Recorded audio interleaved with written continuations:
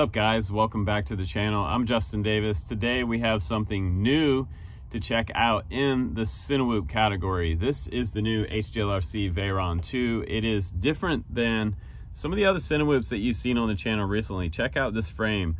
The prop guards all the way around, first of all, don't have foam bumpers, so it creates a nice airflow through the frame. You don't have all that external pushing on the flight controller. Whenever you're flying a Cinewoop with foam bumpers, it has a lot of external force on the outside of the quad, and that translates down to the flight controller. So it creates what we call tumble or washout, and it causes the drone to kind of do this on extreme maneuvers. If you try to power loop it or something like that, it really has a hard time doing that. At the bottom of the power loop is where it usually tumbles, and the flight controller has freak out and wobbles, and that goes into whatever cinema video you're trying to record. So it's nice to not have that with this type of frame. It's a little different. It has sort of like turbine power looking props on here. They are D76 Gem Fan props. We've got a run, I believe it's actually not a run cam, it's a Caddx Ratel, and I believe it is a Caddx Ratel 2. We're gonna go in the specs when we get on the bench, but first let's go out and fly this bad boy and let me show you what it's all about. You can put a full-size GoPro in here, so cinema or freestyle, the Veyron 2 is pretty up to par. Let's do some flying. After that, we'll come back to the bench, guys. Here we go. So let's do some freestyle flying with Veyron 30 first, and let's see how it does. You know, my first flip right there, there was a little bit of kind of herky-jerky stuff going on after the flip came around. That's due to, you know, flight controller blocking back in. You still do have a little bit of stability with acro mode. Some people don't realize that, but the accelerometer is still working in acro mode, so unless you turn it off. But I'd say the tune is good. I'm happy with the tune, and look at that. That was a pretty intense loop right there, and we didn't have any washout at the bottom of that loop, so that's really good. And again, there's that herky-jerky when it comes back around from a flip, but the rolls look nice and smooth. Plenty of extra power on that 6S battery to get out of things. Look at this little spin here, come back around, and you might notice that my camera's a little bit jerky at times. It's not totally stabilized because I have Hypersmooth turned off, because I wanted you to kind of see what this quad flies like. For a flight test, sometimes I do that because Hypersmooth will smooth all of this out that you're seeing, and it'll just look perfect. But things aren't perfect on the channel. Bottomed out, but still in one piece, which is good. Durability test, check. Now let's see how well it can cinema. And again, you're looking at unstabilized footage right here. So what you're seeing is the actual tune on the quad, and you know, we're not hiding anything here. So it is what you see is what you get. So when you add Hypersmooth or any type of stability to your cinema video, you're going to get a really nice, smooth and stable shot. It takes all the vibration out of the flight controller's kind of wobble, also a little bit of wobble from side to side, lateral wobble, and front to back. And the tracking is really nice on this quad, nice and straight ahead. You know, and if you guys were going to ask me, hey, which one should I get? Should I get the 4S or the 6S? I would go with the 6S. The 6S just has that extra bit of like top end power that you need every once in a while to get out of a situation. It's kind of like driving a car with a fast engine on the highway. If you need the power, you have it sitting there waiting for you. So it's nice on the high end of the throttle. And when I crashed earlier, it was because I was at the bottom end of that 6S battery.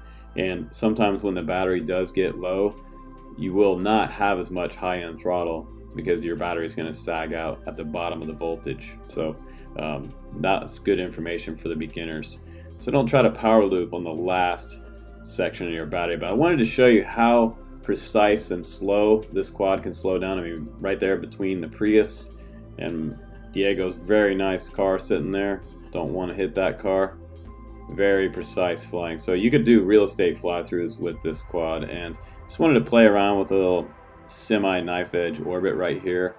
One last little loop around the parking lot before we go back into the studio and check it out on the bench. Let's go ahead and get this quad on the ground, and let's talk about this quad. Nice flying quad. Here we go. Do a little studio talk now. All right, guys, welcome back from the flight test. That was fun, wasn't it? This quad is sitting on the scale at 286 grams, so it's over the 250 gram mark, if that matters to you. And with a D-Case GoPro Hero 8, we're looking at 314. Now, this is around 27 grams. My suggestion to you is to put this one on there rather than a full-size GoPro or like an Insta360 1R. The 1R is like 135 grams or so, so add another 135 grams to that. I mean, the 1R is pretty heavy. It is heavier than the GoPro, so I feel it much more when I'm flying. It makes a difference if you're gonna do freestyle with this quad. If you're not, don't worry about it. Just slap a GoPro on there and fly cinema and go straight ahead and do those kind of slow flow type of shots. So if that's what you're looking for, that's totally fine for that. But it is gonna shorten your flight time too. So if you decide to run this camera, it's more expensive. It's about $100 more expensive than an average GoPro, but the cool thing about these is that it's already decased for you. And on most of these quads now that are coming out, the Bind and Flies have a little cable coming off, and they're all using this type of plug right here. So it's really convenient. Little SD card goes in the side, 2 buttons on top, start, stop, record. You can also put a switch in Betaflight and start and stop the recording from there. So pretty cool. And you're shooting 4K at 60 frames per second, which is great. So really nice innovation from Gep RC, and I can't talk about this enough, and we're using that a lot on the channel recently. This guy also, with the larger battery on there, I mean, we're going to get up and upwards of close to 500, well, yeah, 511 grams. I was going to say 500 grams with the battery, and that's without the Insta360 1R on there. So man, you're looking at like what, around 650 grams by the time you're done. If you're putting a 1R on there, if you're putting a GoPro on there, you're still going to be over 600 grams. So yeah, but let's talk about the quad's innovative features on here. It does come with some foam bumpers, and if you look on the Banggood website, there is 4 different versions of this quad. There's actually 2 versions of the 3.0 version, which is the 3-inch version. There's also a Veyron 25 CR, that's Crossfire on there. This one is the Crossfire version of the 3.0, but it's cool that they offer that 2.5 inch. And if you're going to ask me which one would I get, should I get the 2.5 or should I get the 3? I would go with the 3. I like bigger. For me, bigger is better. But when it comes to micro long range, you want to go 4-inch for that type of 250 grams type of quad. And they have some amazing 4-inch quads out there with GPS and all the bells and whistles. But today they have a version on the site that's analog version. It's 140 millimeter from wheelbase to for the motor to motor, and that is $239 for that version. That's the one I'm holding. It has a 350 milliwatt VTX, and that's the Zeus VTX. I've also got my little tiny, you can see it in there, there's the TBS Crossfire Nano. I love the gold bolts on here for the stack, and the stack on here is actually good to 6S. It's an F7 stack, which is very nice. That's why this one is flying so good. It has the Zeus F7 Mini on here, and those are 28 amp BL Heli ESCs, and typically I don't see 6S flying on 28 amp, but it seems how they're working it in. They have 2 different versions of the ALS motors on here. These are 2004 brushless motors with those D76 props on here, and the 6S version of the motors are 3800 kV, and the 4S version is 3000. So I don't know if they got that backwards or not, but typically I'd see it go down in kV. So lower kV is usually going to be your 6S motors. I don't know what's up with, maybe Banggood got that wrong, but seems kind of backwards. We have a TPU mount that's also included in the box for your GoPro, and you get this bolt, this handy bolt that comes along with it. You don't have to use that sort of thumb screw type thing that comes with GoPros, which is nice. Top mount battery, top plate, bottom plate.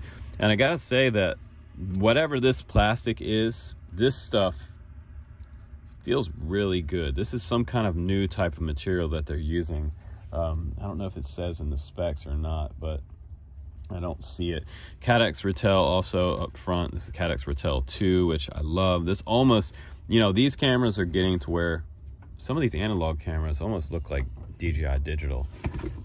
And especially if you turn that VTX up to like 350 milliwatt, the camera signal back to my goggles is actually really, really good. So that is cool. And check this out, the foam bumpers, they just kind of slide and lock into place here. And you can take these on and off by hand, which is pretty snazzy. So I don't know if you might want to run a zip tie around these, but they do just go on by hand. And then you have foam bumpers. So if you're a beginner and you're learning acro, just throw these on there and you'll have some foam bumpers. But this is kind of innovative. There's a little slot on each prop guard here, and still it has a little bit of airflow through here, because on the bottom of this frame they actually omitted all of this right here, which is nice, because so all this is open air under here, and it's not a fully condensed type of duct. It does have some breathing room in here. So they narrowed this spot as well. They cut this up into the frame. You can see here how they cut it up. It's actually really nice, because they and other companies do realize that if you have a solid duct all the way around, it just creates this kind of, it has nice power because it kind of creates like a turbine effect, but at the same time you have some serious washout and flight controller freak out. So that's one thing to think about. But I think the price point on this one is decent though, guys. We've got $239 for the analog. I see another version on there. The analog version of the 25 CR with Crossfire is $200. I know some of you guys don't want to pay much more than 200 bucks for a bind and fly, and I understand that. But the DJI one comes in at like, that one's more expensive. That one's like $399. But if you want to get the Veyron 25, the Veyron 25 with DJI on there is like $325. That's actually a pretty good deal for a DJI bind and fly. So yeah, this is the options for the new Veyron, the 3.0 and the 25. Both of them are pretty cool. And I thought this was one of the cooler looking types of Cinewhoops out there right now. And you can just take those on and off. And I would fly it without those foam bumpers on there if it were me. That's the way I would do it. You also get in the box a smaller little TPU mount here. And this would be for your D-Case GoPro. So this can mount right here up front like this. Just put it through on one part. It looks like this might be slightly compatible with it. You just push it through there, make it work. It looks like it might be a little bit hard, but I think I can make that work. It's made for a different type of mount, and I don't see the top part to it, so you'd have to have the top part for the camera. So, and you get another strap. This strap was long enough to put that beastie 6S 1400 milliamp pack on here. So look how big that thing is. It's huge.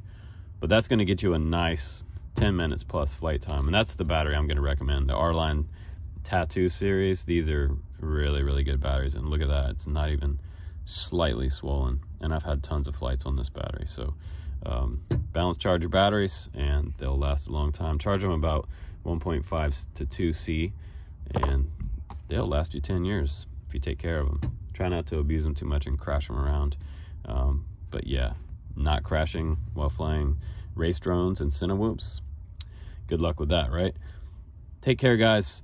Hopefully you enjoyed this review. I think this one is decent. It's a good buy, and I didn't see any problems. My only criticism would be probably the trying to power loop this thing with a 1R on there, but that's ridiculous because it is a lot of weight. It's not really made for that, but it definitely freestyles better without the foam bumpers on there. Way less washout and smooth flying F7 flight controller. It's pretty good. So you can check this one out in the link down below if you like to grab one from my links. Again, like someone else asked me the other day on our Facebook group, they're like, hey, what companies should we buy from? I'm like, buy from my links, man. It helps out my family. So if you want to do that, that's cool. So there's my 2 cents on that. If you enjoy helping the channel, grab one from my link. But anyway, guys, take care. Please do subscribe. stay humble and be kind out there to each other in the FPV community. And I will see you on the next one. Got a cool giveaway coming up. Stay tuned.